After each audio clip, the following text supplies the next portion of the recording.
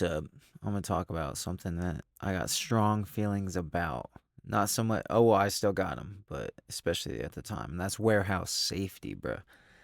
Yeah, dude. I worked at a warehouse for 4 years in Salt Lake City, a bicycle warehouse. Man, I got a lot of things to say about. Uh, it got better, but dude, the start of that job was so bad. The safety, dude, and so I joined at an interesting time. It was right after COVID, pretty much, like, and so stuff was settling down, and but so basically, all their product had been stopped from COVID. So like, just the orders weren't shipping. Everything was getting clustered up and getting stuck wherever it got stuck. Just like things couldn't ship, so nothing was coming. They ordered a bunch of stuff. This company, but then COVID hit. All the shipping and everything, commerce went crazy. They couldn't get their stuff. So then around the time that I got hired, everything started coming at once, dude. So they started getting thousands and thousands of bikes all at once, which, like, yeah, they could handle some amount of that, but this was like a year of orders that abruptly got stopped, or like whatever it was, So it would just, one way or another, that's a pretty much what happened. And then we got stuck with way too many bikes. So you can imagine this warehouse. It was like there was the big aisles and stuff for everything to be stacked up on, but then we had to start stacking stuff outside the aisles, like, and so we have, this place that had helmets and all the bike gear, but also the big ass bikes and e-bikes as well. So, these are huge bikes. These are heavy bikes. Um, and we would just stack them not on shelves, but it'd be a pallet of, like, generally like 8 bikes, sometimes even more, towards the later half of me working there they started cracking down a little bit. But so it would be like 8 bikes on a pallet. So it'd be like four on the bottom row, four on the top, and then they're like banded together with these little yellow straps. Um, and so whatever. But then we would then stack those, like, four of those high. So now, or at least three. And so then they would just legit be like huge wobbling towers. And so, anyways, we're working at this warehouse, and we're on these things called walkies. They're just kind of like little forklift things, like, or like a pallet rider. And so you just go. It's like a little electric thing, and you go ride on it, pick up a pallet, and then scoot on over, or stack bikes on your pallet, whatever. But then the aisles got so compact, so crazy that these things would just topple over and fall. And I'm talking like an entire pallet of 8 e-bikes would fall. But it wouldn't even be just a pallet. It would be a stack of pallets, and then they'd fall. And then, I mean, and one benefit was these bikes would then, like, they'd get scratched or bumped or dinked, and then they would go into the employee sale. So these bikes, like, we should have been paying thousands of dollars for these bikes, and we would pay $100, $200, because they're like, oh, it's scratched. So then people, dude, so that's a whole nother thing. Then people stopped caring if they ran into these things, dude.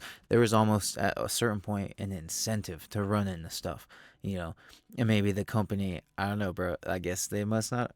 I don't know. I don't know how they wouldn't realize the problem they make of having the employee sale. I like the employee sale. I bought like way too many bikes, and I'm happy about it. But um, it's just crazy because then people would legit like bump into pallets, they'd fall over, and then like even like managers would be like, "Oh boy, hope that's my size bike.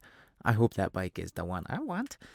And it's like, yeah, it's a funny joke, and I get it, but it was like also I do not doubt that some people fully rammed into pallets knowing a new bike's coming out. I know some people ran into some pallets just to dink the bikes they want, and then boom. All right, so whatever, dude. So we'd stack these things so high, and yeah, dude, they would just fall out and fall off, and then like the racks we were working with, like the little cross beams, would just fall out sometimes. So then sometimes the pallets would tip over in these racks. So I mean, dude, I worked here for 4 years, and many times, not many, okay, but I can think of like 3 times, and two in particular, where I'm walking, and then a legit pallet falls off of like a 20-foot high plus rack. And it's like a pallet of 8 e-bikes. And these e-bikes are like 100 pounds plus, dude. So it's like, yeah, dude, this would crush the heck out of me. Friggin'. It'd destroy me on the spot, dude. And so there's multiple times I'm walking down an aisle, and then this pallet just smashes to the ground. I'm like, oh my gosh, dude, what the heck? And it's just like that's just how loose this freaking warehouse was. Like things were just tipping over, um, whatever. And so we ended up moving warehouses. But so me and my lady both worked at this warehouse. Like, I got a job there first, and then she got a job there, and so we're working at the same warehouse. And so like, especially once she got hired, I was like, dude, like, I mean, I was already like, I didn't want to get crushed by a pallet, but I really didn't want my lady to get crushed by a pallet. So then I started bringing things up. I'm like, yo, guys, like, could we do something about these pallets? Like, and they're like, look, dude, we have too much stuff, not enough space. I'm like, dude, get space bags. They're like, dude, they don't make space bags this big. I was like, all right, I get it. But they're like, look, dude, I know this sucks, but I'm like, okay, look, I understand at the moment we have to have all these things stacked up. Like, I get it. We have too much stuff, and we need to just stack stuff because it's like it's either like it has to go somewhere, and since it's in the building, it has to go somewhere. So then, I mean, they did start buying freaking outside warehouses. They like bought this warehouse that like was a set for an old Mormon TV show, and so there's like a weird like graveyard set in there, and then like some trees. I don't know, but then it was just all of our bikes, like in this warehouse, dude. Oh, dude. Okay, I'm gonna tell this story because this is a crazy story. Um, so I go to this like off-site warehouse with one of my bosses, um, and what I don't even know what we're doing. We're just like we have to go count some stuff, move some stuff around, and then a pallet. So these we're in like this square of just all these stacked way too high pallets and bikes and stuff. Like it kind of sucked being in there. It's like a whole maze, and all these pallets are stacked like three high of the eight bikes each. Whatever. It's like these like tall wobbly pallets. And then one of them on the top row like tipped over, and I don't know why my manager was so worried about it, but he's like, dude, let's go like I don't know. He's like, let's go like fix that top pallet. And then so he's like, come here. And he's like, give me a boost up there. So then he like made me do that thing, you grab their foot and like boost them up there. But it was like still too high, even with me boosting him. So I like boost him up there, and then he like can fit his fingers between one pallet, but then he kicks his like work boots into the bike box that he's touching. He just kicks his boots into there and then kicks it into there again. Starts like legit like ice climbing this stack of bikes, and it's like wobbling. Like one, I'm like, dude, okay, why like you're gonna damage these bikes for one, and two, like, why are we damaging these bikes for this little bike up there? And then I'm like, dude, you're gonna tip this thing over on us, or you're gonna get hurt, or I'm gonna get crushed. And it's like we're in this place where if he did tip that pallet, which I was sure he was gonna, somehow he didn't. Like while climbing it, like it would have domino effect all these pallets. It just would have been a mess. But yeah, dude. So the safety sucked. It was bad. That's what I'm getting at. And so I started bringing stuff up. I started like being the whistleblower. I was like, guys, we gotta get a wrap on this. And then so whatever, slow steps started happening. They made like a group chat. They're like, all right, you know what? Yeah. Like it seemed like I was the first one that cared, or I think everybody cared, but I was the first one like really like being vocal about it because I was like, dude, I'm not trying to be a pussy about this, but like this is messed up. Like my lady's gonna get crushed, or you're gonna get crushed, or like anybody's gonna get crushed. Like why are we in this workplace environment? Because I was legit like, dude, I'd have nightmares sometimes of like these things falling on me or falling on my lady.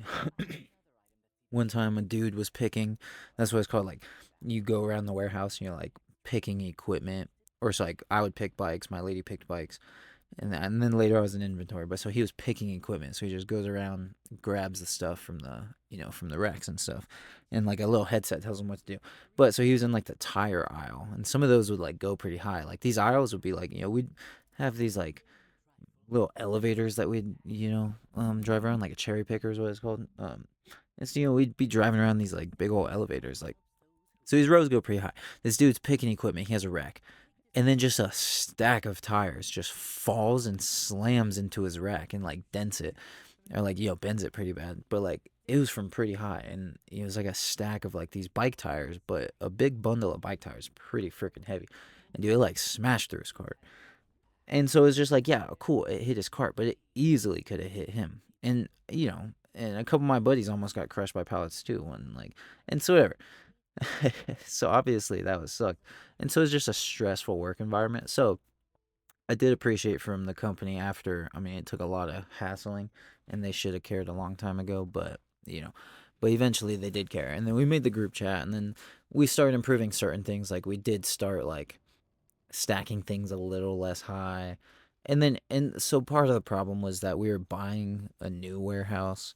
And so we were going to move into this other warehouse. And so the whole thing was like, oh, kick it down the road. Like, oh, we will have space once we're in this other warehouse. And it's like, okay, but dude, we were built like the company was building the warehouse from the ground up.